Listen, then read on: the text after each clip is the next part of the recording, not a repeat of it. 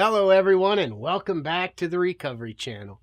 This week we'll wrap up Step 8, where we embark on the process of confronting our past. This allows us to move forward into a future of restoration, healing, and hope. Hold on, pain ends. Now write that down. Hope. Hold on, pain ends. In week 33, we went through the mechanics of making your list. Next week, we'll start step 9 and explain the actions of actually making your amends. But maybe you're still stuck on the willingness part of step 8. So before we move on, let's do a deeper dive on becoming willing. Let's start with the question we asked you back in week 33. This time, though, we're going to ask that if you can't answer each question with a yes, then ask yourself what it's going to take for you to answer a yes to each of these questions. What's holding you back? How can you get past it? Here's the questions. Am I willing to face my past and move on from it in a healthy way? Am I willing to accept that I've hurt people through my actions and the damage I've done might still be causing them pain? Am I willing to take responsibility for my part and my actions? Am I willing to be rigorously honest with myself and others? Am I willing to set aside what they did to me for a moment so I can own my part of things? I might not be able to, but am I willing to try?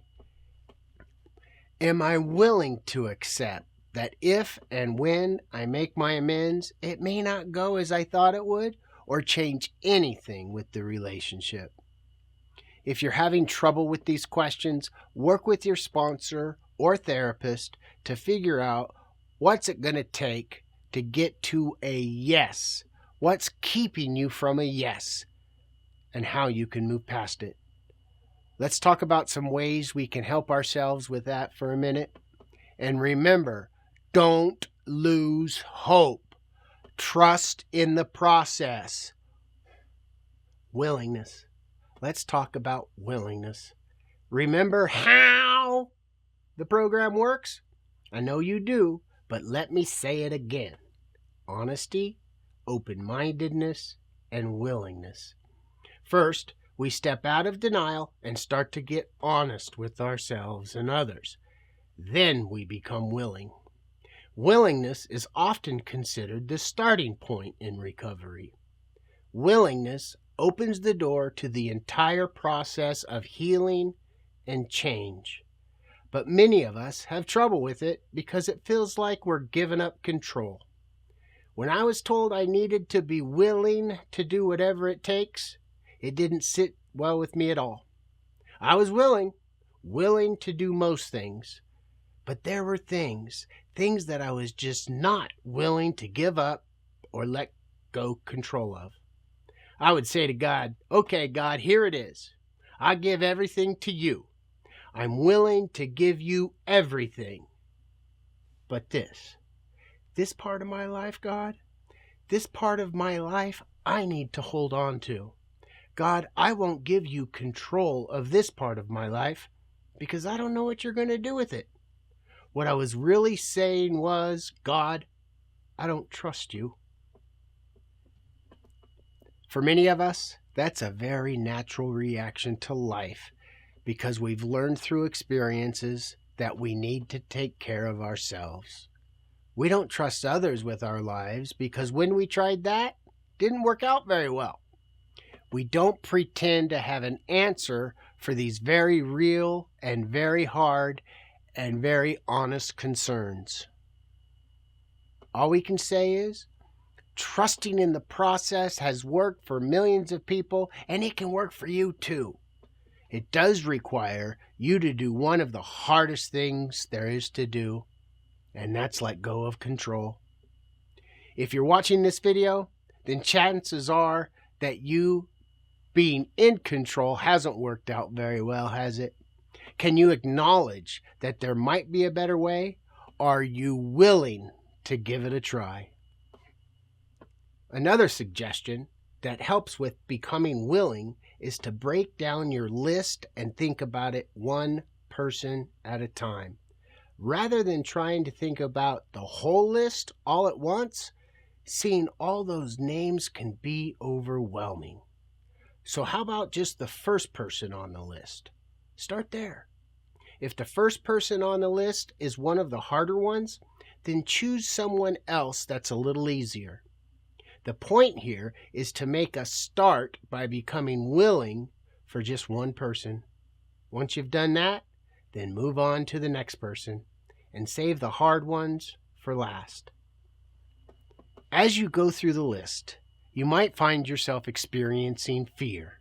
Fear of being judged or rejected.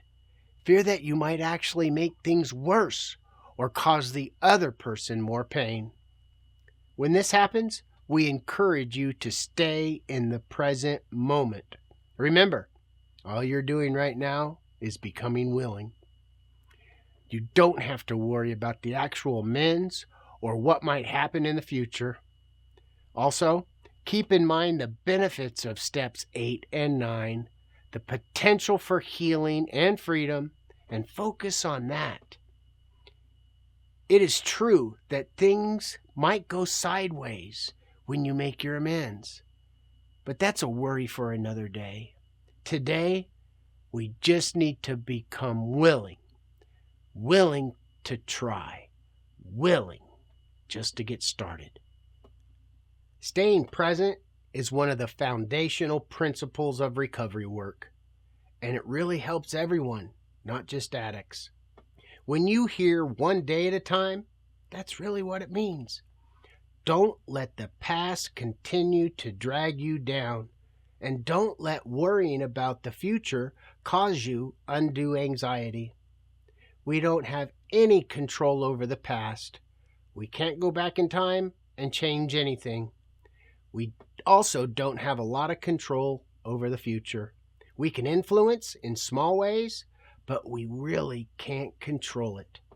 The best we can do is try to respond to things in the present moment in the healthiest way possible and make the next right decision. When we think about making amends, it's easy to get dragged down by the past. But remember, we're making amends so we can leave the past behind us, where it belongs. We learn from our mistakes, but we don't let them define us. Maybe you're having trouble with willingness because you're feeling a lot of shame about your past and the people you've hurt. That's normal. And the good news is, it means you have a heart. But we've got to start letting go of the past. Us holding on to the shame is not making the people we've hurt feel any better. And it's definitely not making us feel any better.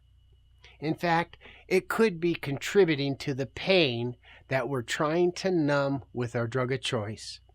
Again, we can learn from our past, and it can be a motivator for not making the same mistakes. But letting the past fester and bring us down is not doing anyone any good. Our recovery depends on getting out of the shame cycle. So how do we do that? How do we let go of the shame? Well, for one, we talk to somebody about it. The best antidote for shame is vulnerability. When we vulnerably share what it is that we're shamed about, it loses its grip on us. Now make sure the person you talk to understands that they should not excuse or minimize what you've done, and they should not try to fix you. They just need to listen. The fact that you are sharing is where the healing happens. They don't need to do anything other than listen. Your sponsor might be a good person to do this with, but remember, sponsors are just recovering addicts that are ahead of us on the journey. They are not therapists and may not actually be the best person to get vulnerable with. Find someone you can trust and share your shame. Getting support from others is another of the foundational aspects of 12-step programs. But supporting yourself is very important as well. If you're like me, you spend a lot of time beating yourself up. It's time to knock that off and start being kind to yourself. Show yourself the same compassion and understanding that you show to your friends. Give yourself some grace. No one is perfect, and no one expects you to be perfect. Addiction has a way of taking over your life, and when you're at its mercy, you do things that you would never do otherwise. Remember, addiction is a disease, and you did not choose it. You're not responsible for your disease. You're responsible for your recovery. For whatever reason, you caught it, and it made you do things you would not normally do. That's not making excuses. That's just a fact. So cut yourself some slack and start the process of forgiving yourself. The idea of self-love is so important. That's why one of your first homework assignments was to create affirmations and read them out loud every day. If you've been doing them for the past several months now, I bet you're starting to feel better about yourself. So let's take that same concept and apply it to our amends process. I want you to add 3 items to your affirmations that look something like this. I've done some bad things in the past, and I've hurt some people, but I'm not a bad person. I'm a good person. I will not let my past define me. I will learn from my mistakes and leave them in the past where they belong. I'm willing to make amends to the people I've hurt so I can move on and heal. All right, so as usual, we've packed a lot of concepts into a 10 or 15-minute video.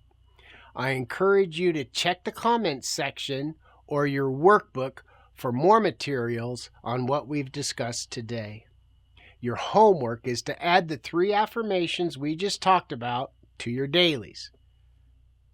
So remember in week 33, I told you there was someone special on my step 8 list?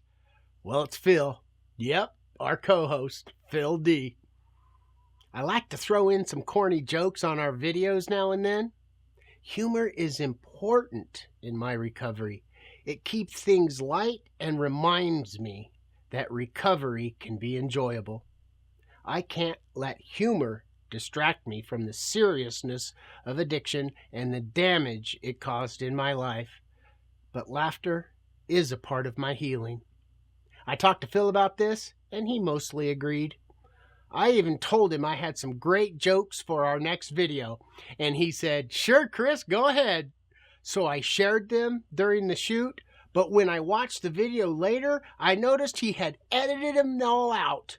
Yep, they were gone. I was so frustrated that I lashed out and said things that I regretted. So I added Phil to my Step 8 list as someone I need to make amends to. Want to know how that went? You'll have to watch our next video to see how I made amends and how he responded. That's it for Step 8. Next week, we'll jump into Step 9 and talk about how to deliver your amends. Until then, be good to yourself and always remember, recovery is possible today.